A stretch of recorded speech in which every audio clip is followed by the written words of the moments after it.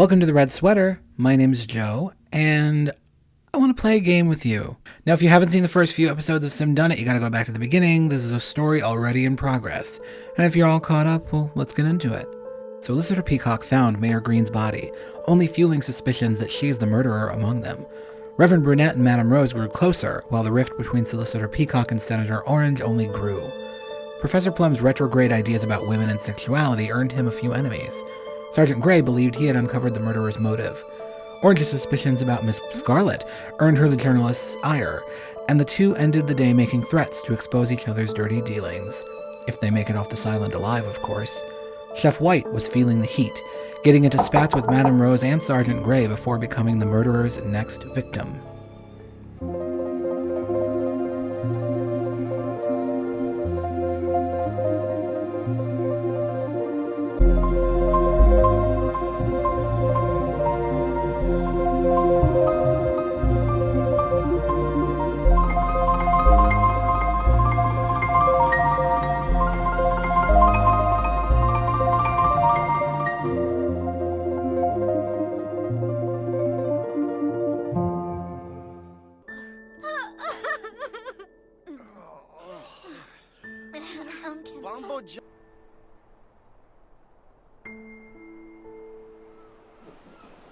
The discovery of Chef White's body leads to a quiet and mournful morning in Tudor Mansion. There goes the idea that it's a woman only picking off the men. One thing is for sure, now that the chef is dead, the guests are on their own for meals. Thus begins the action phase for Round 5. Miss Scarlet is going to interact with Madame Rose and Professor Plum. So Madame Rose is, possibly for the first time, really depressed and feeling the weight of all of this. Scarlet finds her napping in the game room and wakes her up. Chef White's death has hit her hard, considering she and White had an argument before she was found dead. She's freaked out, going on about karma and Mercury being in Gatorade. Apparently the stars are not on their side here. Brunette's like, still no service. Plum walks in on Brunette and Scarlet having a discussion about the murderer. Scarlet asks Plum what he thinks about Brunette's idea. He thinks the murderer is still a woman and she killed Chef White just to throw them off the scent. Plum thinks gender has nothing to do with it. Everyone's a target. Solicitor Peacock has to interact with Professor Plum and Countess Peach. Unfortunately, Plum floats the idea that Peacock is the murderer right when Peacock is lurking in the library and overhears. She's like, "How dare you?" She gonna hit him? Oh. Plum's like, "Get away from me." Scarlet and Brunette are over there like, "Oh my god, she's so fake. Good acting, Peacock." Like, right in her face. Peacock's like, "Go eat shit." Countess Peach comes in. She's about to come get her ass whooping. She's like, "What's with all the yelling? That's not necessary." And Peacock's like, "Get fucked, Countess." But she really has no reason to be mad at her, so they just kind of laugh it off, and Peacock apologizes to her. The vibes are really strange in this house right now. They get to talking about the Countess's politeness and her sort of folksy piss elegance. Of course, Peacock just uses this as a roundabout way to insult her, which the Reverend picks up on. The Countess implies that Peacock is a llama. I don't like you. So it's Plum's turn. He's going to return to the game room because he needs a drink, and he offers to have one with Peacock as a sort of apology. The three of them try to reason out if there's any pattern to the murderer's victims. Peacock's drinks leave a lot to be desired, apparently, but waste not, want not. Plum makes a comment that it's a shame the chef's dead. He's starving and Madame Rose's breakfast didn't do much for him. Peach thinks that under the circumstances, this is a shitty comment. Upstairs, Sergeant Grey has found that the plumbing in the West Wing bathroom is leaking. The house seems to be falling apart around them. Plum finds him and decides that this is a great time to lament about how the women feel about some of the comments he's made in the house. And Grey's like, we got a murderer picking us off one by one. Is this really what you're concerned with right now? But really, what is everyone supposed to do? They can't get to the mainland. Countess Peach has taken to playing chess by herself, but now it's her turn. Countess Peach must interact with Reverend Brunette and Sergeant Grey. She finds Sergeant Grey in the bathroom, raging over the building plumbing issues in the house. She asks what's wrong, and he kind of unleashes a little. He's irritable because he's coming down with something. Again, everyone's getting sick, and I don't really know how to stop it. I think it just adds to the tension. She's trying to put on a brave face, but the Countess can't really help but feel like this is a hopeless situation. And Grey doesn't know how to comfort her, because honestly, yeah, she's probably right. This is hopeless. Maybe Reverend Brunette will give her some comfort. Pete shares her frustrations with him and for the first time really drops her countess facade. Justice screams some much-needed obscenities for a second. Brunette's like, oh, what language, my ears, they burn. Okay, let's move on to Brunette. He must interact with Senator Orange and Madame Rose. I think we should do Orange first, because I want to take time with the Madame Rose connection. I think there's something building there. Now, we gotta remember, Brunette's a thief. He has some questions about the senator's income stream. How does one get in on a bribery scheme, But he's so distracted by how itchy he is that he really can't even focus on criminal matters. Okay, no wonder everyone's sick. I've just noticed that Orange is so filthy she's literally steaming. Maybe it's the illness, or maybe it's just a looming threat to their lives, but Brunette decides to be vulnerable. He tells Orange that he might be falling for Madame Rose, the internet psychic.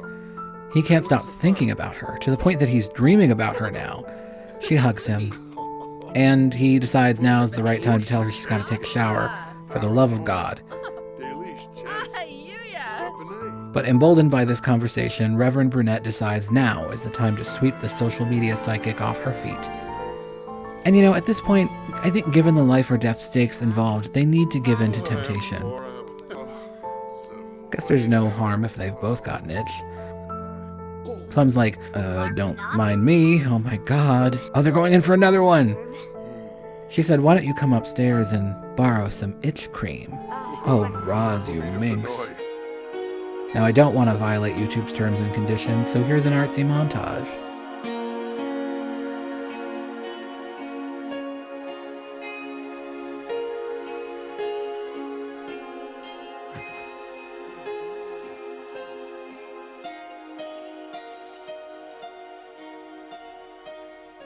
Okay, meta comment. I really am just playing with dolls. That's never been more apparent to me than it is right now. The next morning, everyone is in good spirits for a change because no one was murdered. Maybe the killer changed their mind. We left off with Madame Rose, who must interact with Professor Plum and Reverend Brunette.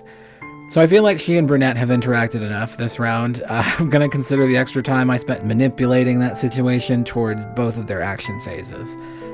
So Professor Plum joins most of the group downstairs. In the kitchen, he asks Madame Rose if she was having heartburn last night, as he heard strange noises coming from her room. She proceeds to tell him an elaborate story about how ever since she was a girl, she had a recurring dream that she was a soldier in some faraway war, with bombs falling and bodies flying, and she realized at one point that this must have been her past life. Nice cover, Rose. And Plum is just like, ma'am, I asked a simple question. I just want to eat my breakfast. Sergeant Gray's next. He's got Countess Peach and Miss Scarlet. Now, Sergeant Gray, always determined to destroy a good vibe, is back on his paranoia bullshit. He's noticed that Scarlet is very perceptive, likes to watch everybody. Is she gathering information for her column? Well, whatever it is, the sergeant has had enough. He accuses her of spying.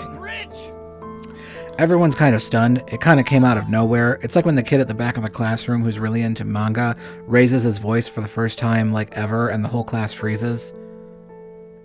It's like that. I haven't been in high school in a few years. I don't know if that's still relevant, but I certainly remember that feeling. Anyway, Sergeant Gray has a softer spot for Peach, that's for sure, because as soon as she comes in, he changes. He switches gears. He sees hearts in his eyes. She's such a nice lady and so pretty that he just can't help but clean up his act around her, even flirt a little bit. Peacock's like, you are nuttier than a jar of almonds. What is wrong with you? I actually, worry about you. So Senator Orange will close out the action phase of round 5 with Madame Rose and Sergeant Gray. So Orange and Scarlet spot Madame Rose taking dishes to the bathroom. So they're gonna go check on her. What's going on, sis? You're acting different. You're almost glowing. Rose's like, what? What do you mean? Oh, and here comes Brunette. He's like, oh, hi. Just gonna take these dishes from the bathroom. Are they talking about me? Madame Rose is like, oh, you look so cute. No sexual tension in this room. Absolutely not. Orange doesn't buy it, but Madame Rose assures her she's not interested in selling her anything, so she storms out. These two were flirting the other night, but it seems like their chemistry has cooled. Gray's being weird and Orange thinks he's being a creep. He says she's a creep and a shitty senator, so there. I think that's probably over. And also he says, get a shower. She said, my natural scent is not for your consumption, thank you. As the night closes, our guests settled in for an impromptu sing-along at the piano. Apparently the sergeant is a Taylor Swift fan. Miss Scarlet tries her hand at making dinner. Senator Orange, feeling under the weather, heads to bed early. Solicitor Peacock soaks in a disgusting tub until dinner. Countess Peach sneaks a few cocktails to calm her nerves. Dinner is served. For some reason, Reverend Brunette cannot help but be a total fuckboy. Madame Rose is asleep and he's busy flirting with Miss Scarlet. Ooh, they're not the only ones getting freaky after dark. The Countess is in need of some relief, and she's about to answer the sergeant's mating song.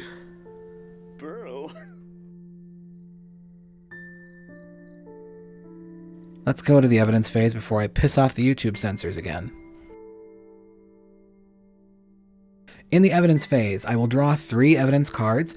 Remember, the murderer's corresponding evidence cards have been taken out of the deck, so the evidence cards we draw only apply to the innocent suspects, and from there we can try to deduce who the murderer actually is. Last round, we revealed a West Wing card, a gold bedroom card, and another West Wing card.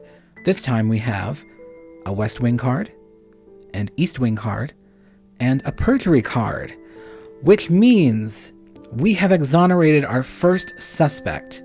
Both perjury cards have been revealed, which means Colonel Mustard, of course, innocent by death, is exonerated, and also Sergeant Gray is exonerated. Sergeant Gray is not our murderer. He's just paranoid and creepy. So the killer is either Miss Scarlet, Solicitor Peacock, Professor Plum, Countess Peach, Reverend Brunette, Madame Rose, or Senator Orange. But is that list of suspects about to get shorter? Yes, it is.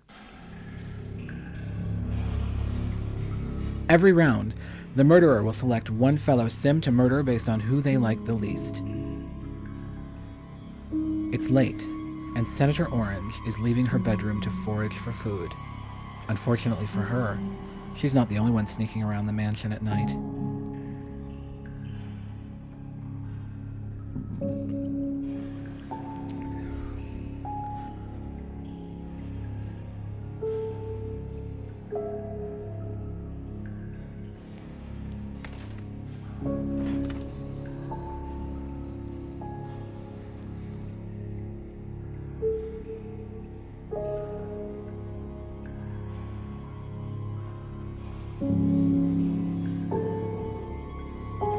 And just like that, the senator with the challenging bang is no more. 7 are left. Who will be next? Find out in round 6. Who do you think the murderer is? Tell us in the comments. And also, subscribe, tell me I'm pretty. Give me some validation. Tell me you like this. I like doing it. Do you like listening to it? I sure hope so. Okay, bye.